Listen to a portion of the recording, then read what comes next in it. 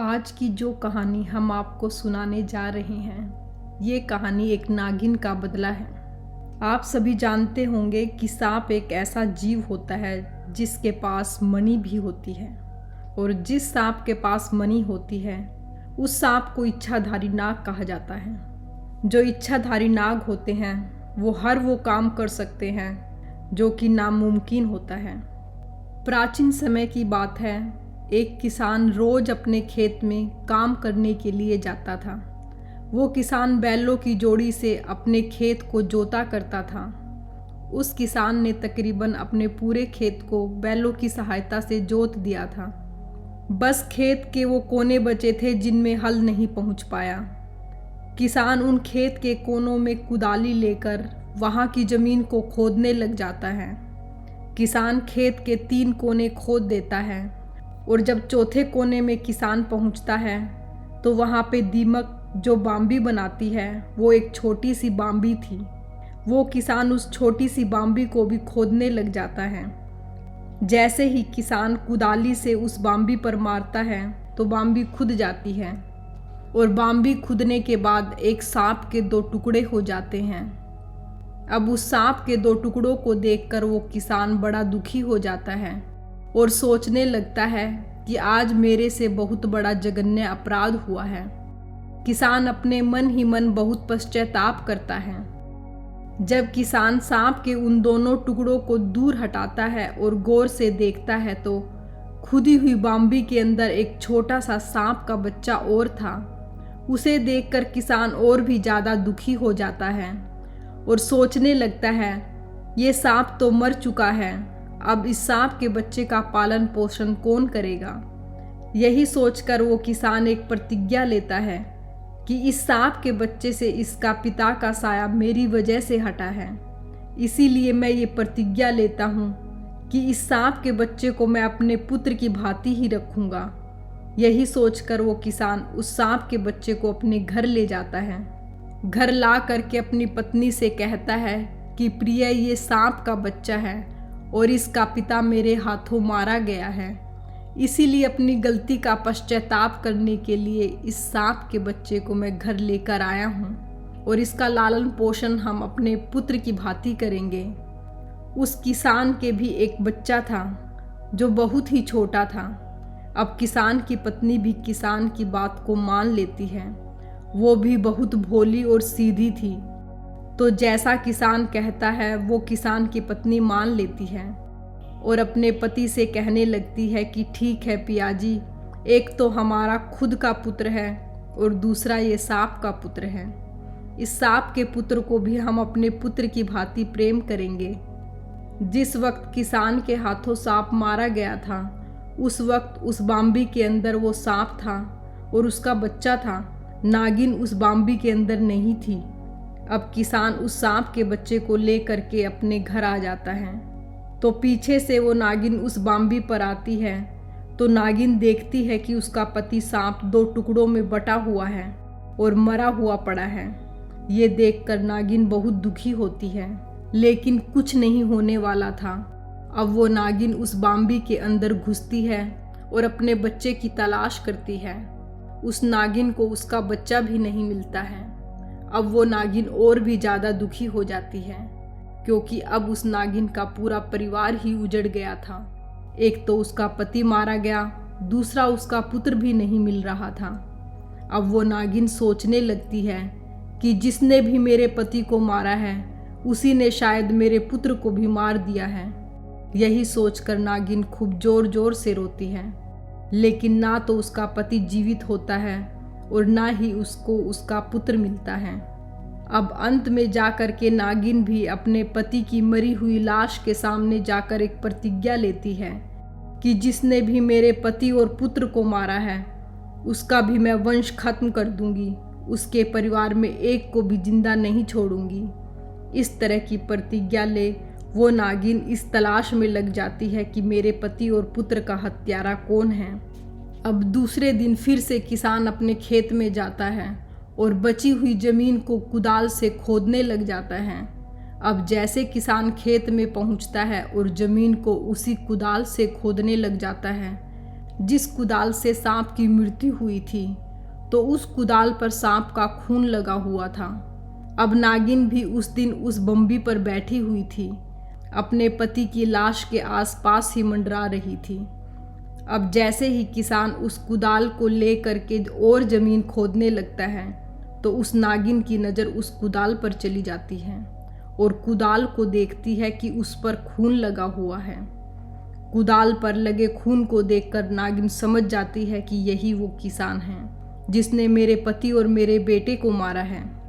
अब नागिन सोचने लगती है कि सबसे पहले उस किसान के घर का पता लगाऊंगी, उसके बाद ये पता लगाऊंगी कि उसके परिवार में कितने सदस्य हैं। उसके बाद एक एक को डसना शुरू करूंगी, एक एक को गिन गिन के मृत्यु के घाट उतार दूंगी। इस तरह की एक रणनीति नागिन बना लेती है। अब जैसे ही वो किसान शाम के वक्त खेतों में से काम बंद करके अपने घर को जाता है, उस किसान के पीछे पीछे वो नागिन भी किसान के घर की तरफ रवाना हो जाती है। अब जैसे किसान अपने घर के अंदर जाता है तो नागिन भी उस किसान के पीछे पीछे उसके घर तक पहुंच जाती है।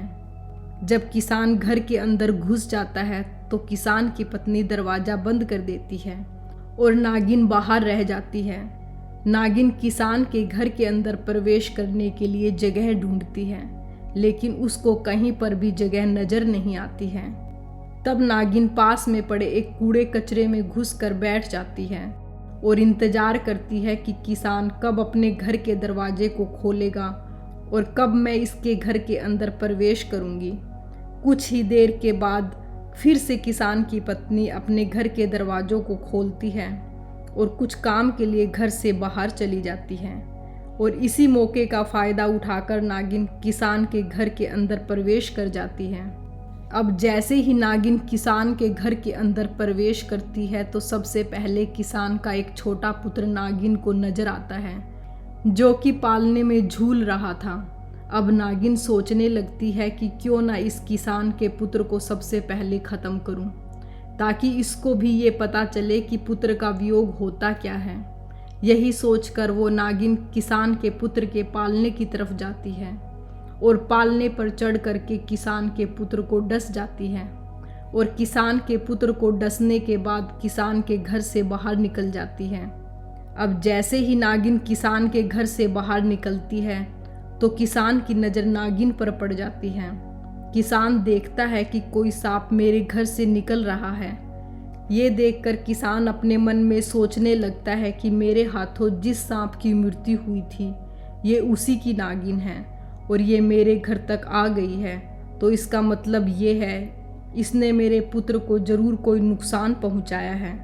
ये सोचकर किसान अपने पुत्र के पालने की तरफ भागता है।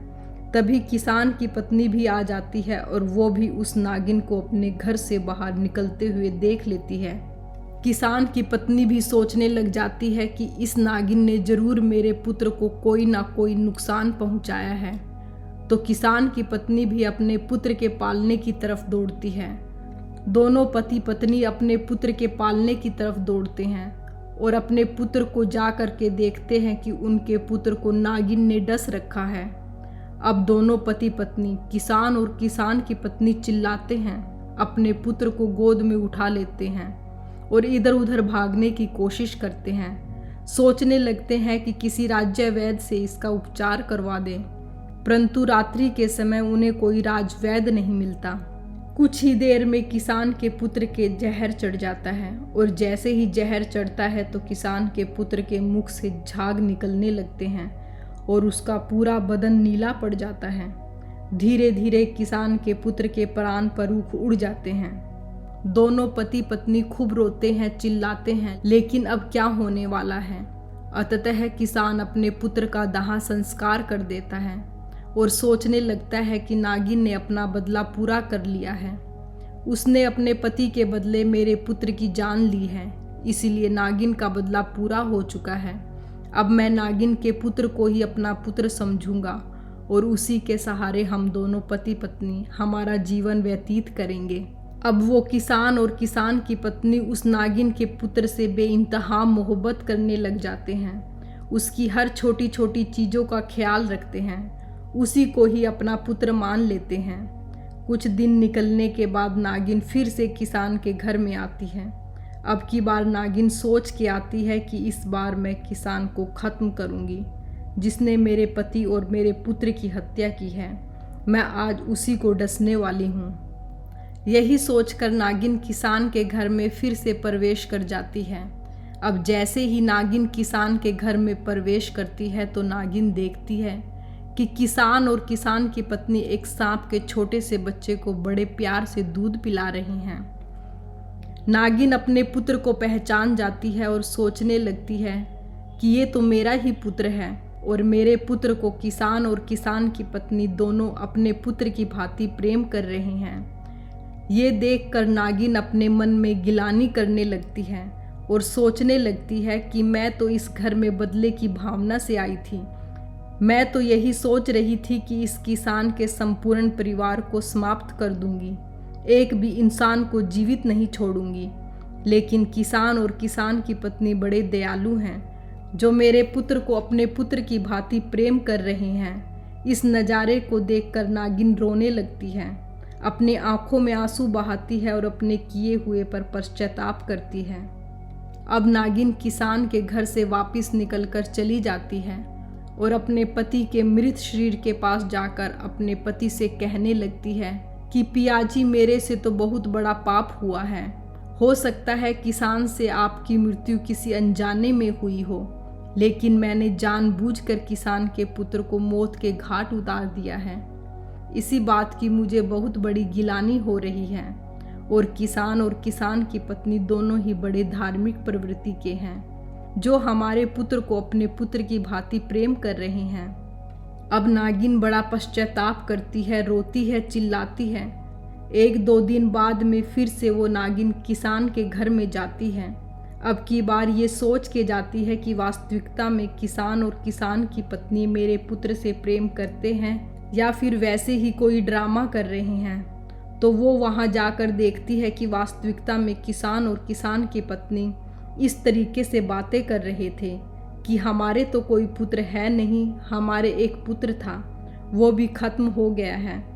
अब हमारा पुत्र सिर्फ और सिर्फ ये नागिन का बच्चा है, यही हमारा पुत्र है और इसी के सहारे ही हम हमारा जीवन व्यतीत करेंगे। इस बात को सुनकर नागिन बड़ी आश्चर्यचकित हो जाती है और नागिन को ये संपूर्ण विश्वास हो जाता है कि किसान मेरे पुत्र से बेइंतहा मोहब्बत करते हैं, अपने पुत्र की भांति प्रेम करते हैं। अब वो नागिन अपनी गलती का पश्चाताप करने के लिए सोचने लगती है कि मैंने इनके पुत्र को खत्म किया है, और इसका पश्चाताप करने के लिए नागिन दौड़ी दौड़ी शिवजी के मंदिर जाती है और भोलेनाथ की परिक्रमा करती है। ऐसा कहा जाता है कि नाग और नागिन भोलेनाथ के परम भक्त होते हैं, और जब नाग नागिन दिल से यदि भोलेनाथ से कुछ भी चीज़ मांगते हैं तो महादेव नाग और नागिन की इच्छा की पूर्ति भी करते हैं। अब वो नागिन भोलेनाथ की पूजा शुरू कर देती है।